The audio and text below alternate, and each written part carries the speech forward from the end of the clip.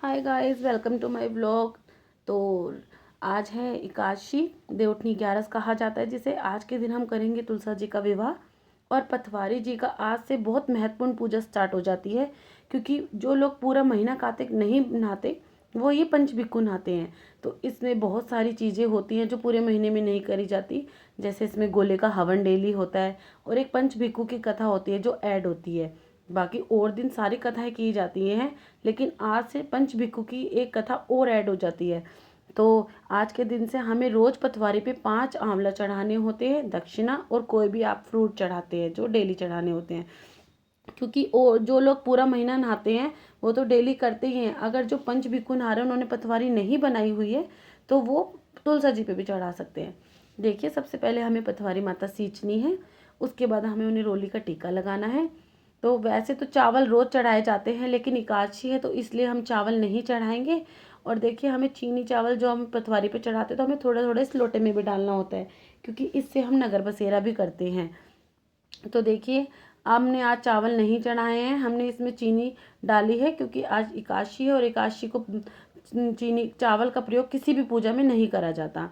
तो देखिए, हमने ये पूजा कर ली है। उसके बाद आज से एक गोले और राई का हवन भी किया जाता है। तो देखिए, वो हवन कैसे किया जाता है। आपको ऐसे एक मिट्टी का ढक्कन ले लेना है, उसमें आपको एक जोत खड़ी करनी है और इस जोत को जला लें। उसके बाद आपको पहले से ही एक तैयारी करनी होती है। आपको गोला कस के और उसमें राई मिलाकर रखनी होती है, जिससे आप इसमें हवन करेंगे।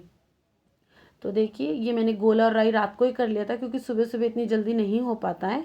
तो हमें ये जब गोला और राई हमें एक बार में 4 चक्कर लगाने होते हैं। और क्या बोलते हुए लगाना है।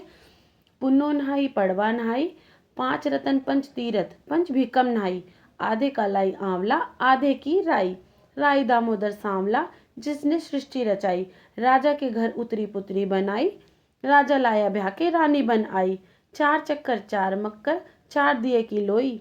मैं तुमसे पूछूं श्री कृष्ण कब निस्तारा होए, आवेगा कार्तिक नहावेंगे पंचभीकु तब निस्तारा होए।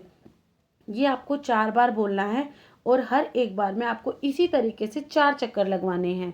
आप 2 पहले लगवा लीजिए और एक फिर बोलते बोलते और दोबारा से बोलते बोलते। तो इससे क्या है, आप पजल नहीं होंगे। मैं तो ऐसे ही करती हूँ, 2 लगाने के बाद इस मंत्र को बोलती हूँ और उसके बाद 2 चक्कर फिर लगवा देती हूँ। तो ऐसे करके 4 चक्कर होते हैं हमारे इसमें। तो ये गोले का हवन करते हैं हम। ये आपको एकादशी से लेके पूर्णमासी तक 5 दिन किया जाता है। इससे घर में बहुत शुद्धि होती है और अच्छी भावनाएं आ जाती हैं। उसके बाद हमें पतवारी जी का गीत गाना है। पतवारी तू पथ की है रानी, भूलाने बाट बतावे, बिछड़ाने आन मिलावे, पतवारी तुझे सींचे धरती माता, जो इंदर घरे आवे, पतवारी तुझे सींचे रिद्धि सिद्धि, जो विनायक बाबा घरे आवे, पतवारी तुझे सींचे राणा बेदी, जो सूरज घरे आवे, पतवारी तुझे सींचे ए गवंत्री, जो नंदोई घरे आवे, पतवारी तुझे सींचे ए जवंत्री, जो चांदो घरे आवे, पतवारी तुझे सींचे पार्वती जी, जो महादेव घर आवे, पतवारी तुझे सींचे लक्ष्मी माता, जो विष्णु घरे आवे, पतवारी तुझे सींचे सीता माता, जो रामचंद्र घर आवे, पतवारी तुझे सींचे राधा रुक्मन, जो कृष्ण घरे आवे, पतवारी तुझे सींचे तुलसा माता, जो शालिक राम घर आवे, पतवारी तुझे सींचे गौरा ईश्वर, जो ईश्वर घर आवे, पतवारी तुझे सींचे ए सबीरी, जो बीरा घरे आवे, पतवारी तुझे सींचे ए सपूती, जो पुत्र घरे आवे, पतवारी तुझे सींचे ए सुहागन, जो साहेब घरे आवे, तेरा साहेब घरे आवे, नित लावे मन इच्छित फल पावे, पतवारी तुझे सींचू बाट सिलाऊं, मंगल गाऊं दिवला जलाऊं। बोलो पतवारी मैया की जय। आपको ये गीत गाना है। आपको पंचभिक्खु में अगर आप रोज गा सकते तो रोज गा लीजिए, मैं तो रोज ही गाती हूँ। लेकिन जो पंचभिक्खु नहाएंगे अगर वो गाते हैं तो इसका बहुत महत्व होता है। देखिए, पटवारी माता सबके बिगड़े काम बहुत जल्दी बनाती है। तो हमने पटवारी मैया का गीत जरूर गाना चाहिए, तो आप लोग भी गाएं। और देखिए, उसके बाद हमें तुलसा विवाह करना है। तो आज हम सुबह ही कर लेंगे, क्योंकि उसके बाद हम पूजा वगैरह करने के बाद चाय वगैरह पी लें। तो इसलिए मैं तो दोनों ही चीज़ साथ ही कर लेती हूँ। सुबह 4:30 बजे ही मैं तुलसा विवाह का भी अपना ये जो काम मुझे करना है पूजा पाठ का वो मैं कर लेती हूँ।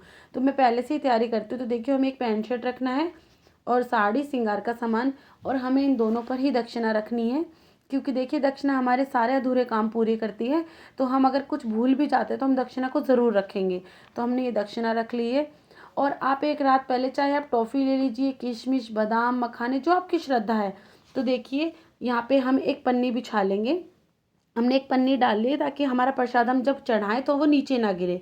और हाँ, आपको यहाँ पे 365 बत्ती ही जलानी है। मैंने अभी फ़िलहाल एक ही बत्ती से आपको करके दिखाया है कि आप किस तरीके से कर सकते हैं। तो देखिए हमें एक परिक्रमा करनी है और एक बादाम चढ़ाना है, और दूसरी इस तरह से हम परिक्रमा भी नहीं भूलेंगे और अपना प्रसाद भी चढ़ाते रहेंगे।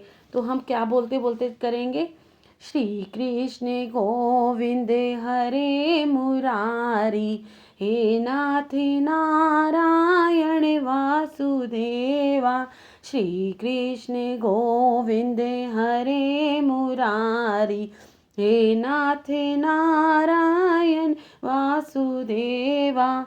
तो देखिए ऐसे करके हमें, जैसे हम तुलसा जी के आ गए, हमारी एक परिक्रमा पूरी हुई परिक्रमा, तो हमने एक बादाम चढ़ा दिया, फिर हमने दूसरी करी, फिर इसी तरह ऐसे करते करते मैं 108 परिक्रमा लगाती हूँ। और उसके बाद आपने जो भी चढ़ाया, मखाने, किशमिश, बादाम या टॉफ़ी, आप उसको प्रसाद स्वरूप सबको बांटे, सब बच्चों को दे, घर में सभी को दे, बाहर वालों को दे, सभी जगह दे। देखिए आप कुछ ना करने से कुछ कर लें वो बेहतर है। और फिर तुलसा विवाह का तो बहुत महत्व है, और कार्तिक का महीना जितना पावन है तो उसका तो क्या कहना है। तो देखिए हमने एक बार मानव जीवन पाया है, तो क्यों ना इसको अच्छे से ही जिया जाए और क्यों ना पूजा पाठ करी जाए। क्योंकि देखिए इस दुनिया में जीवन तो बहुत जने जीते हैं, पशु पक्षी हर जानवर हर तरीके का इंसान होता है जो जीवन जीता है। लेकिन अगर हमने भगवान ने इंसान का जन्म दिया है तो क्यों ना हम पूजा पाठ करके उसे सफल बनाए, ना जाने अगला जन्म किस चीज़ का मिल जाए। तो देखिए भगवान से यही कामना है कि हे भगवान सबको सद्बुद्धि दे, हमारे से गलती से भी कोई पाप ना करावे, और भगवान हम सबको खुश रखे। बोलो जय सिया राम।